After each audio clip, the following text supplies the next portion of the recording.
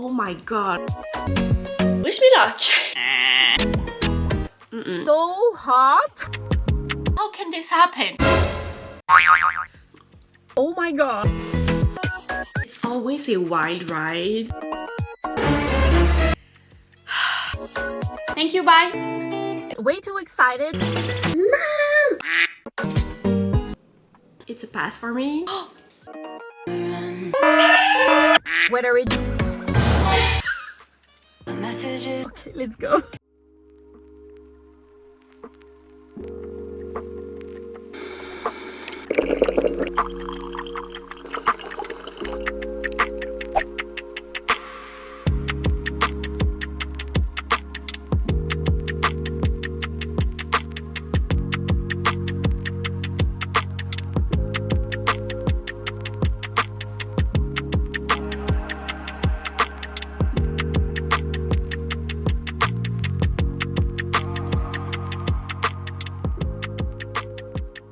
Hello, good morning.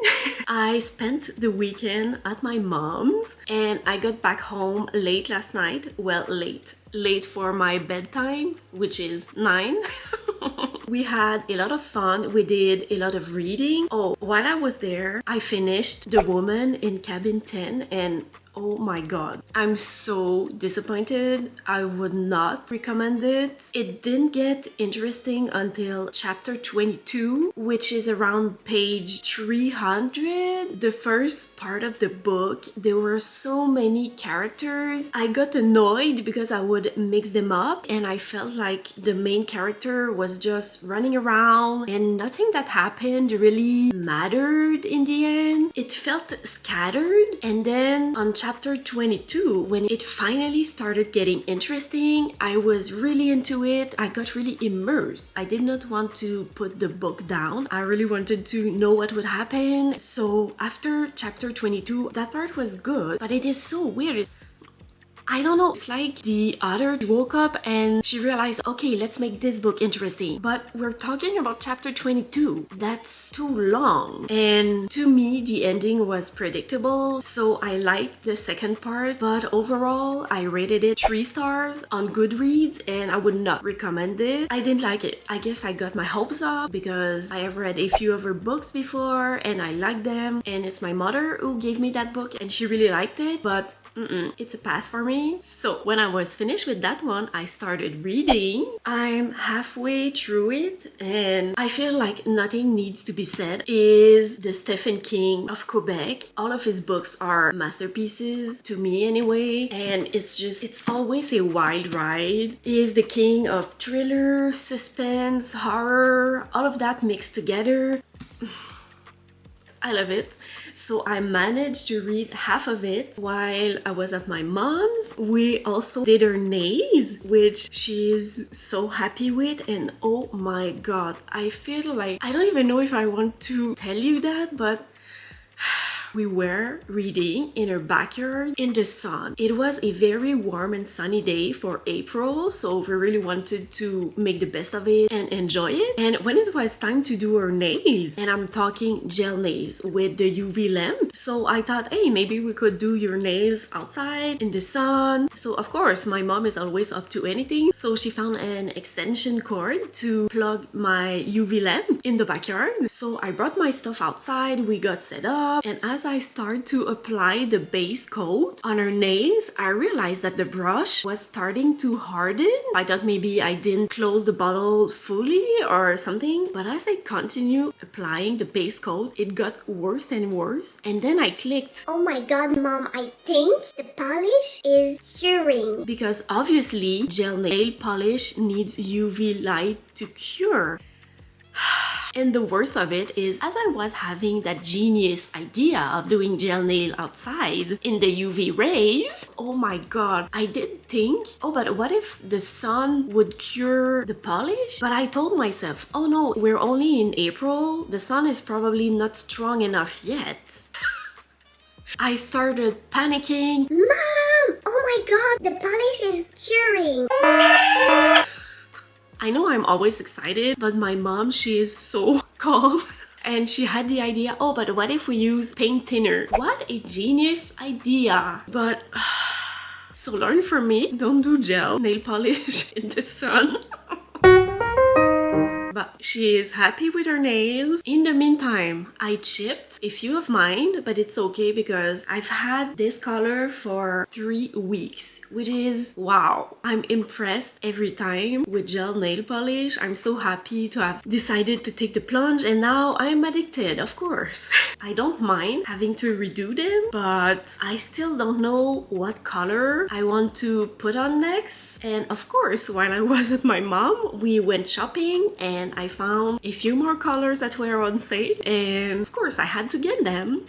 I didn't plan to stay the whole weekend, and I was planning to go for a run while I was there because my mom lives more south, so there is almost no snow left over there, and I was so excited. I packed everything except my sports bras. So I didn't go running. It's supposed to be raining, but not before noon. So I would really love to go running this morning. But before that, today is my pull day where I focus mostly on pull muscles. So back, biceps, hamstrings, and glutes. I keep it short, which is my aim with my new workout program, which I'm so excited about. I mostly do compound movements because I want my strength training to complement my flexibility. So I focus on exercises that help me in my flexibility. So I'm almost done with my coffee. I want to read some more of my book and then we will work out.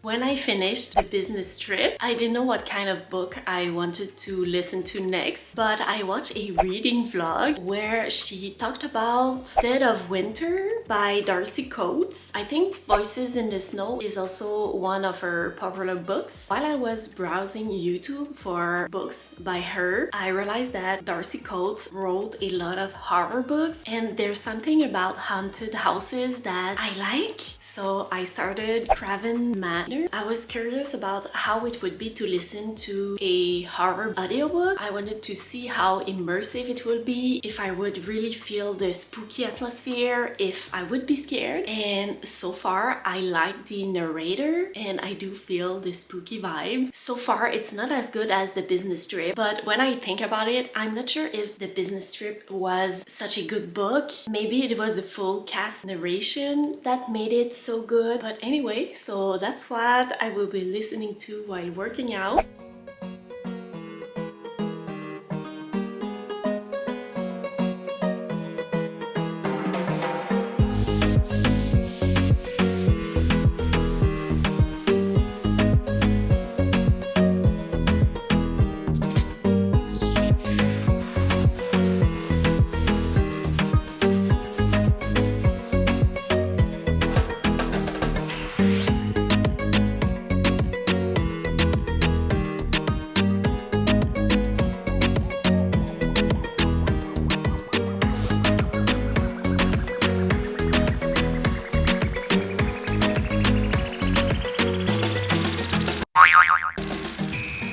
Just changed in my running outfit. I just threw on that vest on top of my sports bra and I put on leggings because I thought it would be so cold, but actually this is very warm. When I go running, I always try to dress for 10 degrees more than the actual temperature outside because I read somewhere as your body warms up while you're running, your body temperature can rise up to 10 degrees. I have been living by this rule and it works for me. So this is probably too hot, but it is my first run in mild weather, I will say. So I'm really excited. I hope there is not too much snow and ice. If so, I will come back and go on the treadmill, which is not what I love. So hopefully everything goes well. Wish me luck.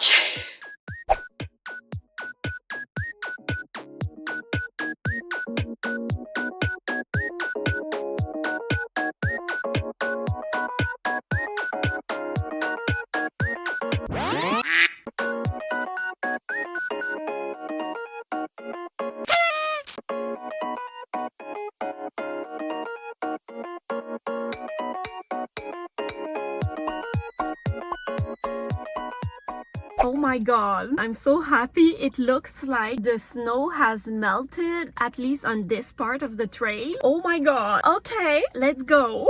It's 9 degrees, so that means almost 20 degrees when I will be fully warmed up. Okay, let's go.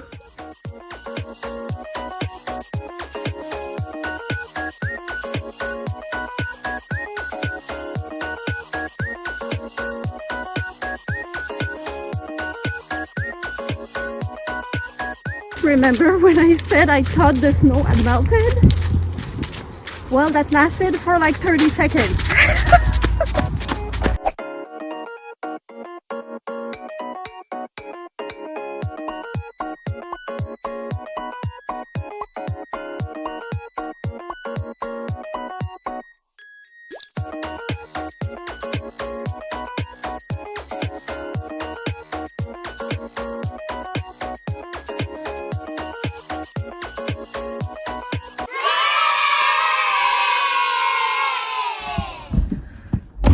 Hi, hello.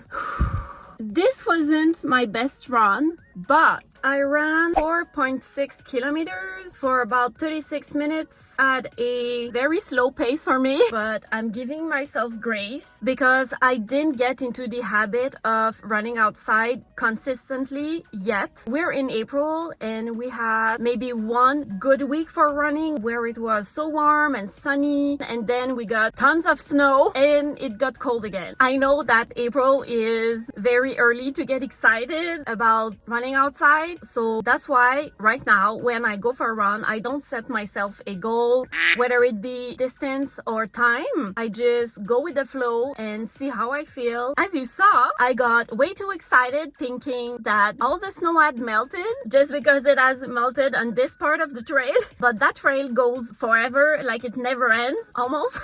So 30 seconds in my run, I was back on snow and ice.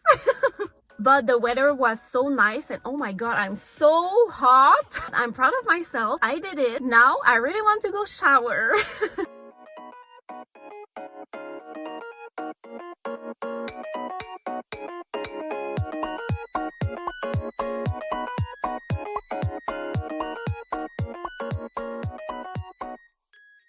Hello! I showered, I'm clean, I feel good. What I want to do now is clean up everything that's over there. So this is my bed that I have to make. Laundry that I have to put away. This is everything that I brought to my mom's house that I have to put away. My mom also gave me books that she found in little free libraries, and I'm very excited to show you that as well. So I guess let's start with the bed.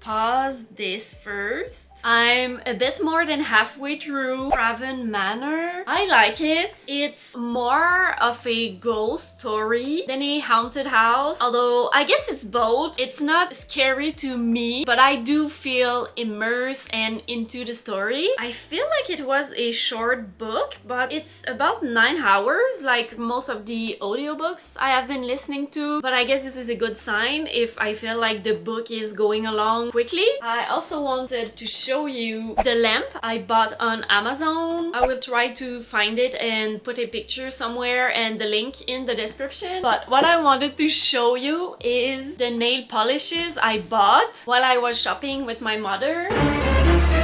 Yes, I put my nail polish in a shoebox.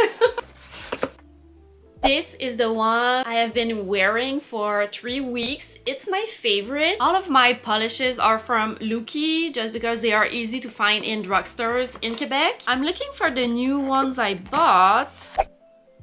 I was looking for a banana yellow. It's a very pale yellow. I might wear this one next, but I'm not sure. There are so many choices. And this one, I don't like the color blue. I feel like blue is everywhere and it is such a boring color. But this one is a dark blue with shimmers. I guess I got excited because of the shimmers. Both were on sale for $7.25 instead of around $14. It is getting gloomy and I feel like it is the perfect reading weather. So after I put everything away, I really want to do some yoga because it is always my priority. I love working on my flexibility. I'm thinking of doing a nice 30 minutes flexibility flow. Well, most of the flows I do are flexibility based. Anyway, I will show you.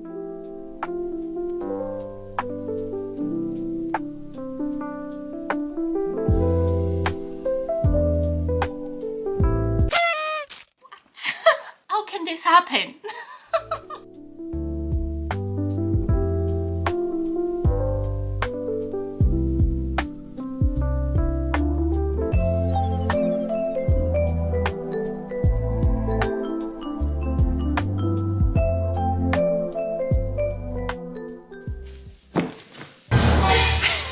Let me show you the books my mom found for me in Little Free Libraries. This one, I read the summary and I liked it, but I'm not sure I should be reading it because it says it is a sequel to Before You and After You. The main character, Lou, goes to New York for a new job, I guess, so she ends up in a long-distance relationship with Sam, and as she is enjoying her new life in New York, she meets Josh, who brings with him a whisper of her past. And when matters come to a head, she has to ask herself, who is Louisa Clark?